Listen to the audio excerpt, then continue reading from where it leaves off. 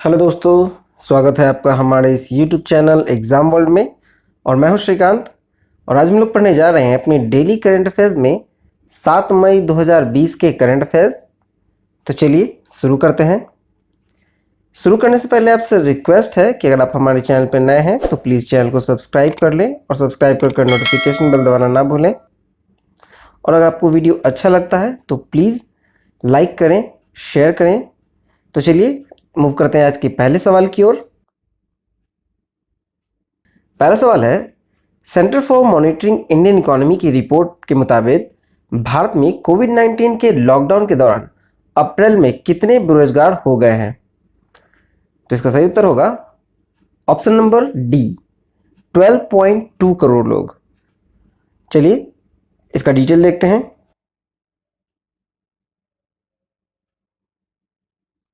Centre for monitoring Indian economy की report के अनुसार भारत में कोविड-19 लॉकडाउन के दौरान अप्रैल में 12.2 करोड़ लोग बेरोजगार हो गए हैं। और बतौर रिपोर्ट में 3 मई के समाप्त सप्ताह के दौरान देश में जो बेरोजगारी दर बढ़कर अब 27.11% हो गई है। और इस रिपोर्ट के अनुसार शहरी क्षेत्र में जो बेरोजगारी दर है वो 29.22% और जबकि ग्रामीण इलाकों में 26.69% रही। और इस रिपोर्ट के अनुसार देखा जाए तो लॉकडाउन में दिहाड़ी मजदूरों और छोटे व्यवसाय से जुड़े लोग पर भारी झटका लगा है। इनमें आपको फेरी वाले, सड़क किनारे दुकान लगाने वाले विक्रेता, निर्माण उद्योग में काम करने वाले श्रमिक और रिक्शा चालक पेट भरने वाले लोग शामिल हैं। चलिए मूव करते हैं अगले सवाल की ओर। अगला सवाल है, मई 2020 में आयोजित गुटनिरपेक्ष आंदोलन के ऑनलाइन संपर्क समूह शिखर सम्मेलन की थीम क्या थी? गुटनिरपेक्ष आंदोलन आपका हो गया नाम, तो इसका जो थीम था वो था कोविड-19 के खिलाफ एकजुट, यानी ऑप्शन नंबर बी। चलिए इसका डिटेल देखें। गुटनिरपेक्ष आंदोलन 2020 का ऑनलाइन संपर्क समूह शिखर सम्मेलन हाल ही में आयोजित किया गया। इसमें कोविड-19 संकट के प्रतिक्रिया पर चर्चा की गई और प्रधानमंत्री नरेंद्र मोदी ने इस ऑनलाइन शिखर सम्मेलन में भाग लिया। इसकी मेजबानी जो कर रहे थे वो थे अजरबैजान गणराज्य के राष्ट्रपति और गुटनिरपेक्ष आंदोलन के वर्तमान के अध्यक्ष ने। शिखर सम्मेलन में जो थीम था वो था यूनाइटेड अगेंस्ट कोविड-19, मतलब कोविड-19 के खिलाफ एकजुट। चलिए मूव करते हैं अगले सवाल की ओर। अगला सवाल है, पत्रकारिता और शोध संगठन पॉइंटर इंस्टीट्यूट के इंटरनेशनल फैक्ट चेकिंग नेटवर्क मतलब IFCN ने किस सोशल मीडिया हैंडल पर अपना चैटबॉट लॉन्च किया है? तो इसका सही उत्तर है ऑप्शन नंबर बी, व्हाट्सएप। चलिए डिटेल देखते हैं। अमेरिका बेस्ड पत्रकारिता और शोध संगठन पॉइंटर इंस्टीट्यूट के इंटरनेशनल फैक्ट चेकिंग नेटवर्क ने व्हाट्सएप पर अपना चैटबॉट लॉन्च किया है।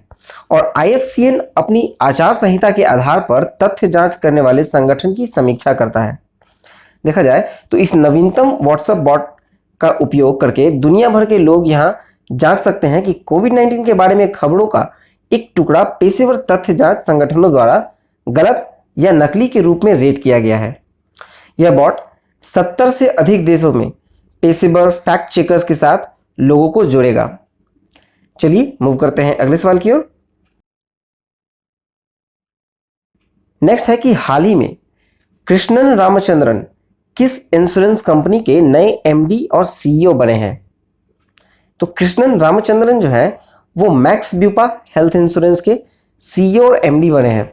इसलिए सही उत्तर होगा option number D, Max Bupa health insurance. चलिए इसका डिटेल देखते हैं। कृष्णन रामचंद्रन जो है वो मैक्स ब्यूपा हेल्थ इंश्योरेंस के प्रबंधक निदेशक और मुख्य कार्यकारी अधिकारी नियुक्त किया गया है और ये आशीष मल्होत्रा की जगह लेंगे। देखा जाए तो इससे पहले अपोलो म्यूनिक हेल्थ इंश्योरेंस के CEO के रूप में कार्यरत थे ये, और उन्हें स्वास्थ्य बीमा, स्वास्थ्य सेवा और जीवन विज्ञान सेगमेंट का लगभग 23 वर्षों का अनुभव है। देखा जाए तो मैक्स ब्यूपा हेल्थ इंश्योरेंस की जो स्थापना हुई थी वो 2008 में हुई थी और मैक्स ब्यूपा हेल्थ इंश्योरेंस की मुख्यालय है नई दिल्ली। चलिए मूव करते हैं अगले सवाल की ओर। नेक्स्ट है कि किस राज्य सरकार के द्वारा वहां फंसे अन्य राज्यों के लोगों के लिए एग्जिट ऐप लॉन्च की गई है। तो एग्जिट ऐप पश्चिम बंगाल के द्वारा लॉन्च की गई है, इसलिए सही उत्तर होगा ऑप्शन नंबर ए। चलिए इसका डिटेल देखें। एग्जिट ऐप नामक एक नई ऐप लॉन्च की गई है पश्चिम बंगाल सरकार के द्वारा, और ये देशव्यापी जो तालाबंदी हो रखी है, लॉकडाउन, उस दौरान जो पश्चिम बंगाल में फंसे लोग हैं अन्य राज्यों के, जो अपने मूल स्थान, अपने मूल राज्य लौटना चाहते हैं, ये ऐप उनके लिए है। इस ऐप के जरिए उन्हें आवेदन देना होगा, अपना इच्छा जताना होगा कि उन्हें अपने मूल राज्य लौटना है, और तब इन लोगों को बाहर निकालने की अनुमति स्वतः बेहद आसान तरीके से दी जाएगी।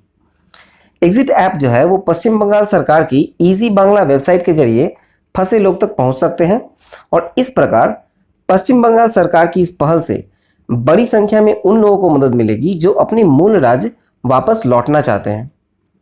चलिए मूव करते हैं अगले सवाल की ओर। अगला सवाल है, हाल ही में विज्ञान और इंजीनियरिंग अनुसंधान बोर्ड ने कोविड-19 महामारी को नियंत्रित करने हेतु इसके गणितीय मॉडल और अभिकल्पनात्मक पहलुओं के अध्ययन के लिए किस योजना के तहत 11 परियोजनाओं को मंजूरी दी है?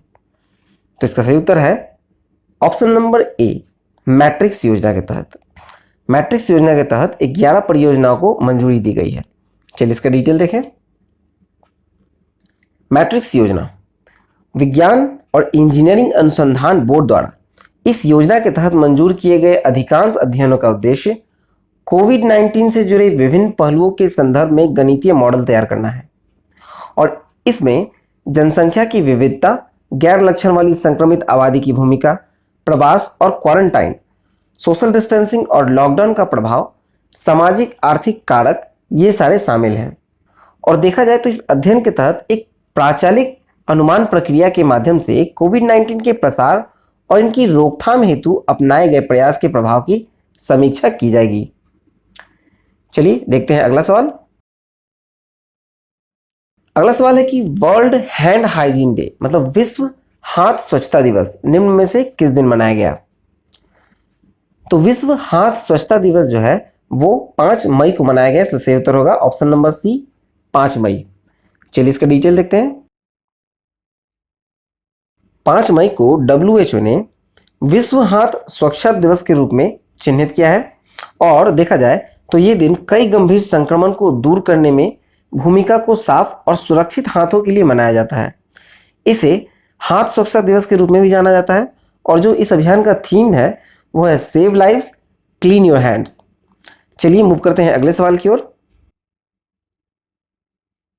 नेक्स्ट है कि भारतीय नौसेना ने विदेशों में फंसे भारतीयों को वापस लाने के लिए किस ऑपरेशन को लॉन्च किया है? तो इसका सही उत्तर होगा ऑप्शन नंबर ए, समुद्र सेतु। चलिए डिटेल देखते हैं।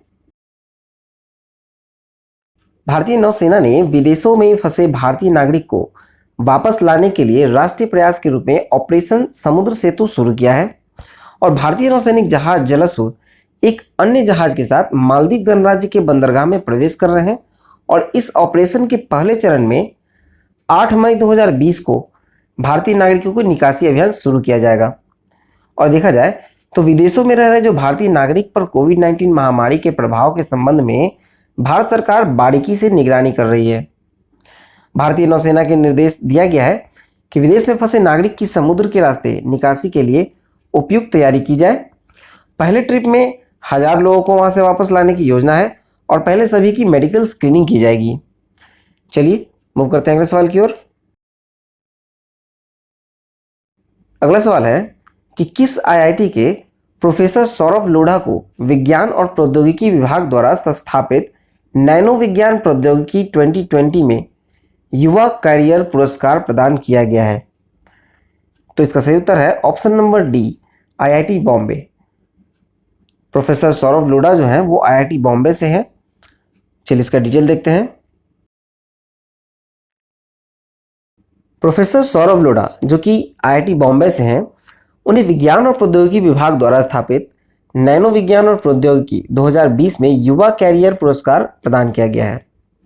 और देखा जाए तो young career award in nano science and technology पुरस्कार जो है वो सरकार के विज्ञान और प्रौद्योगिकी विभाग द्वारा स्थापित किया गया है, और इन्हें जो ये पुरस्कार दिया गया है वो दिया गया है सिलिकॉन और नैनो इलेक्ट्रॉनिक उपकरण के अतीत में तर्कसंगत ट्रांजिस्टर प्रौद्योगिकी के विकास में उनके अहम योगदान के लिए। चलिए मूव करते हैं अगले सवाल की ओर।